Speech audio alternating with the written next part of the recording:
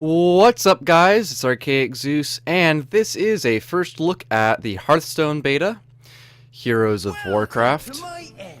And we're just welcomed into the inn. And if you don't know, Hearthstone is the new trading card game done by Blizzard. And an online trading card game, there's things like Magic the Gathering and other stuff like that. But this one has some unique mechanics that I think set it apart from other card games, which I actually really like. This is my favorite card game out of the ones I've played so far, and I'm really enjoying myself. I just wish it wasn't super microtransaction-y. However, when the game is on full release, it will be free to play, so that is a positive. So we're just going to hop right into play. The arena costs money, and let's actually show you that real quick. The arena costs money. You either need to get 150 gold, which you get 40 gold for a daily quest. So let's say you do 3 daily quests, right?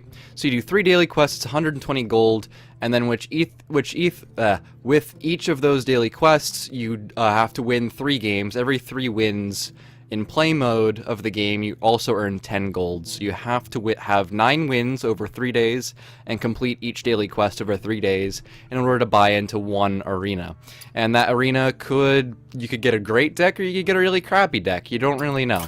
So arena's a bit of a gamble, but very addictive, very fun, which is where the microtransaction stuff comes in. And then you go to the shop where you can buy card packs. And I'm assuming once the game is full release, there will be different tiers of packs. Like right now, there's only the expert pack, which you can buy 1 pack for 100 gold only.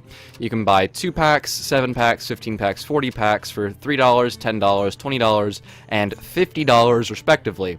There might be things like novice packs or master packs, or, you know, those aren't even the names. I'm just coming up with examples off the top of my head. But those might be it.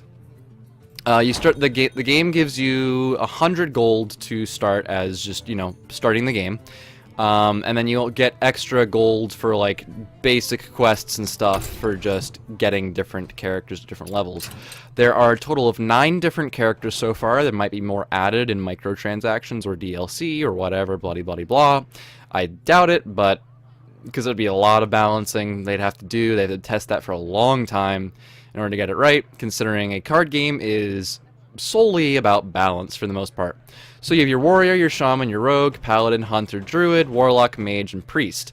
My favorite right now is the mage and the paladin. However, the paladin's starting to been failing me a little bit. I don't know.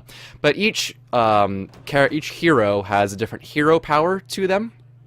And that costs 2 mana crystals each. Like if we hover over the priest, which we already have selected, he has the hero power lesser heal. So for 2 mana, we can restore 2 health to whatever target we choose. And then other things like, let's find a better example, like the paladin. For 2 mana, I can summon a 1/1 silver hand recruit. So each hero has a different, you know, power type thing, but and let me show you really quick, each hero also has hero-specific cards. So if we look at the mage, which I'm going to play, the mage has these specific cards. Only the mage can have these cards in the deck.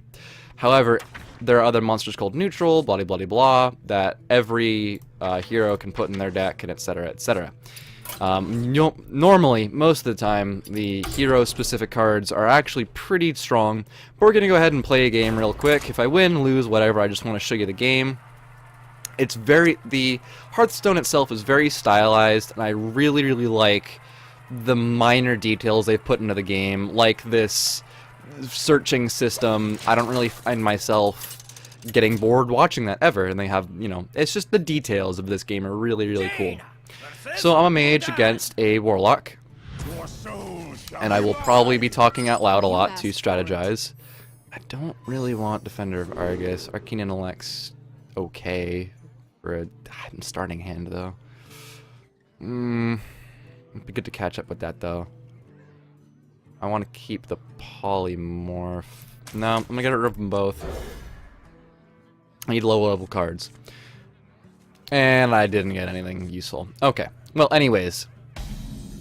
What did I get? And I got the worst draw I possibly could. Well, that's the end of my turn. Anyways.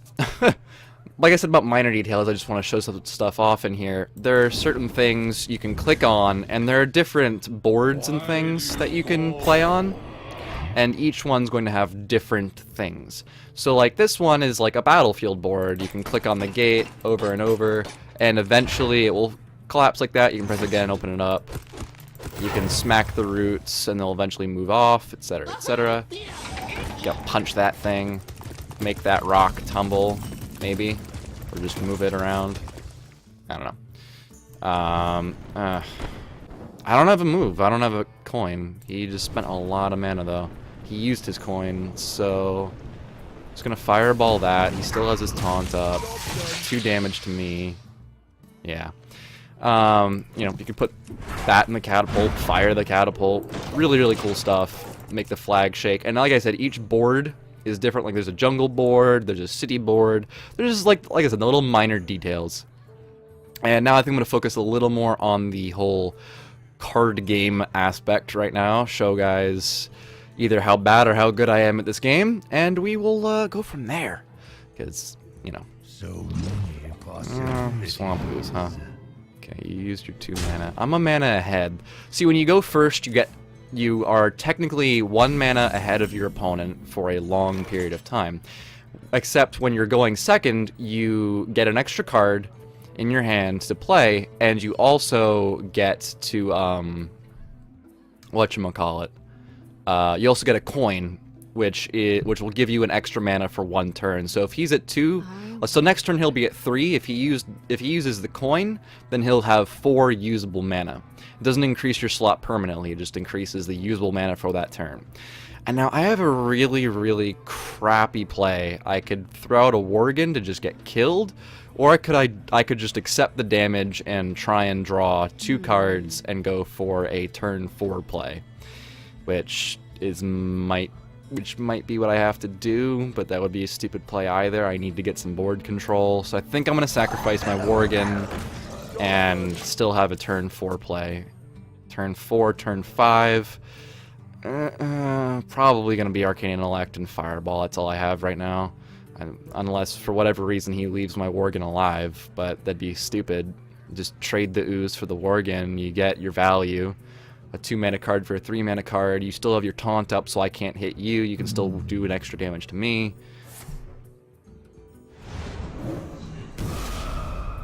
Interesting. Why would you... Weird.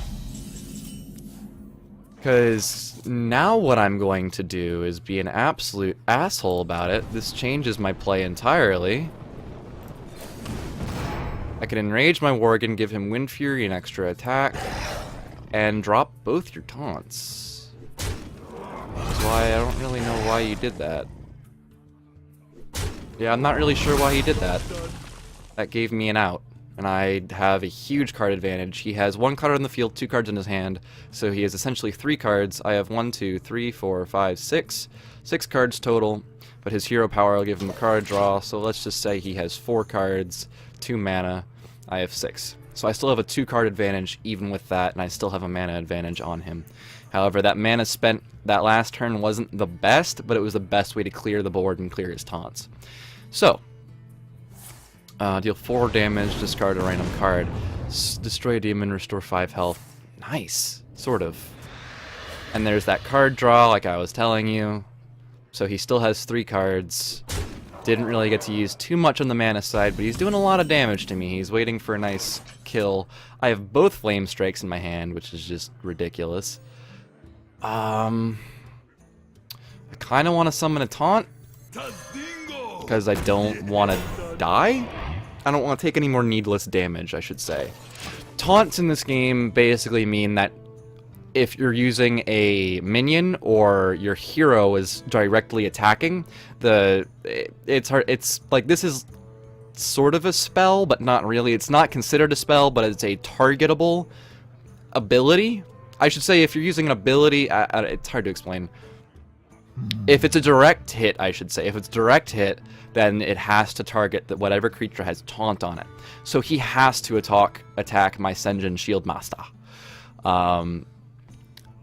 Whereas with my Fire Blast, if he had a taunt up, I could still attack that. So that just cleared the board for me. Deal 3 damage to all characters. Okay. He just cleared the board. He has no mana. And that's it. And now I have initiative. And that's an amazing draw. Oh my god. So, gain 1 health for each card in your hand. 1, 2, 3, 4, 5, 6. So it'll gain 6 health. It'll be a 4/7 for a 4 mana draw. And then I can just, you know, fire blast him in the face. And call it a day. And then I want to probably... I'll have 7 mana. That's a difficult one. What do I want to do with 7 mana? I mean, he's only got 3 cards. 6 mana. There's normally not so much he can do. I'm thinking Arcane Intellect into Cult Master, maybe? Although Cult Master would be pretty vulnerable. Although I could probably clear whatever he puts out with my Drake. Unless it's something like this Boulder Fist Ogre that I have. But he's debating on what to play. He's got me at a health disadvantage, but I have a massive card advantage over him. And I already have board control and initiative. Because when you play a card, it can't attack on the same turn, so because board was clear and then it was my turn, and I was able to place a card, and now I'm able to attack whatever he puts out there. So, it works out. And with this, I can clear it, sort of. What do I want to do? What do I want to do? Okay, let's look at the possibilities. I could Arcane Intellect, summon, wouldn't be enough damage still, be at 1. No matter what I do, I need to attack, use that, and I have 5 mana left. So with 5 mana left, I have a 3, I have 4s, I have other 4s. Well, let's just do the move, just play the move, and then move on from there. Although, I do need to have a minion on the board. Yeah, I need board control. So I'm going to put that out, have some board control, and I don't think he can kill that. He's going to have to kill either one. He's not going to be able to AoE them both. So, that means I will still have board control and initiative on the next turn, and with this special ability, this mage special card, the Water Elemental, I can freeze any character damaged by this minion. So, basically, even if this guy dies, I will still have initiative on the next turn, because I'll be able to freeze whatever he puts out. So that will be very nice. And I have 2 Flame Strikes in my hand, and I'm going to be at 8 mana next turn. So I'll be a pretty happy camper. Pretty damn happy camper. I just need to counter what he plays and make sure he can't get me into lethal damage, which is my main concern. He can get a lot of card draw, and that frightens me severely. Okay. I know what I'm going to do next turn. That's an easy play. Easy play. Easy to figure that one out. I have 8 mana, going to Cult Master, Defender of Argus. Do that, Sacrificial Lamb. He's going to die. I'm going to get a card from the Cult Master. It could be a... No, I think that's a good play. Get some value out of the Cult Master. I think it's just a smart play. Give me a card. Gnomish Inventor. Very nice. Get some more card draw in there. I'm okay with that. And now I have 2 taunt creatures, a 5/3, a 4/7. And I have a 2/3 on the board, so I have total board control. I have a total of 11 damage on the board. And I have 2 board clearing spells still, and I still have 2 card draw, 3 card draw if I play it all in one turn. So I have a ton of card advantage on him. And there's really not much he can come back from with this, because I still have another taunt to delay if I actually need to. So it is going to be a pretty nice deal.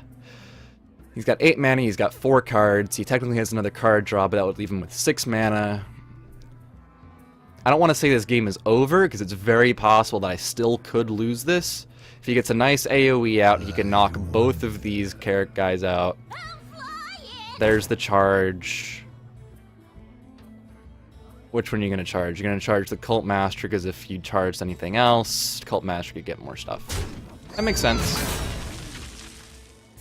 What else are you going to do, though? That costs you 6 mana, and then you're going to get another card. So I still have 1, 2, 3. I have 7 cards in hand, 2 on field, so that's 9 compared to his 4. I still have a massive card advantage. Absolutely huge. It's actually somewhat disgusting.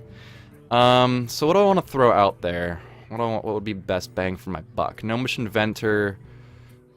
Acidic Swamp Ooze. If he pulls a strong AoE. He's not going to have any weapons, though. I just don't want to burn all the cards out of my hand. So... well, we're gonna do the obvious and just straight up attack, of course. Throw the Gnomish Inventor, because the Gnomish Inventor can survive an AoE. It's got 4 health. I get a Chillwind Yeti. That's actually pretty nice. What do I want to do? Oh, I know exactly what to do. Draw 2 cards, get a Jungle Panther, and a Frost Wolf Warlord. And this game is... I mean, I have... Job done. Wow, I have a 11 card advantage to his 4. Wow, I 11 to his 4. Jesus, I have a 7 card advantage. And yet our draws are equal. He just has spent a lot more cards on his plays than I have on mine. So... or maybe I've spent more cards on my plays, I don't know. He's also gotten a lot of card draw out of that as well. You've got a Taunt up, okay. I know how to handle that. Next turn, attack with that, fireball, smack smack, face damage. Alright, that's a little irritating to deal with. However, there is an easy way to deal with it. And considering I have 2 of them, I'm not so worried about spending them both. 3 damage, 3 damage. Okay, I know exactly what to do. Take that one out. Hit you. Yes. Yes. Do that. Smack. I'm in lethal. Ugh. I have lethal damage for the next turn, and I still have a huge card advantage on him, as well as board control and initiative still. There's really not much coming back from this unless he has 3 board wipe cards in his hand. He'd have to wipe the board. He'd have to use both of them to wipe the board this turn and do something cheeky as well. He'd have to have 4 spells in his hand and then top deck. Oh. Well played. There's not much he can do. I can just smack him now. Yeah, he knows he's dead. There's nothing he can do. I mean, he'd have to top deck, but the thing is I have a huge card advantage. It would be almost impossible for him to win. So, it's just very difficult. What are you gonna do? Interesting, not gonna save you, but that actually probably would have been smarter to use earlier to try and put me into lethal damage maybe earlier. I don't know, I'm just thinking out loud, trying to just Flame Strike for funsies to show him that I had it. And then... style points. And there we go. And that is Hearthstone, ladies and gentlemen. I have 2 out of 3 wins, level 15 on my mage. And that is Hearthstone, ladies and gentlemen. Like I said, it's my favorite card game so far. Lots and lots of fun. The arena is super addictive, and I hate to say it, but I can actually see myself spending some money on microtransactions. Microtransactions, I'm not a huge fan of them. I really wish it was a little less microtransaction-y, but it is a free-to-play game on release after this closed beta. So, you know, I can understand it. I just wish well, 3 days seems a little steep. I don't know, I wish there were more options for quests. However, people who do get lucky in the arena, people are at, you know, hundreds of gold and stuff, so they win a nice arena match and they have 700 gold, you know, after a couple arena runs in a row, and they can basically just live off of that and not really have to worry at all unless they tank like 4 arena runs in a row. So anyways, this was Hearthstone, guys. Thank you guys so much for watching and listening to my probably very monotone banter on trying to strategize in that last match, but hopefully I showed you the strategy to this game, and hopefully showed you that maybe I'm not the worst at this game, and I made okay plays. I ended up winning, I guess, right? But anyways, thank you again, guys, for watching. Don't forget to hit that like button, and of course that subscribe button for more stuff like this. I will probably be doing a Hearthstone Let's Play, maybe showing off a couple of my arena runs. I'm not the best at this game. I'm trying to get better, though, but maybe you can watch a newbie improve. We'll find out. And maybe I'll be able to stream this game, too. That'd be pretty cool. So again, thank you guys so much for watching. I will see you later.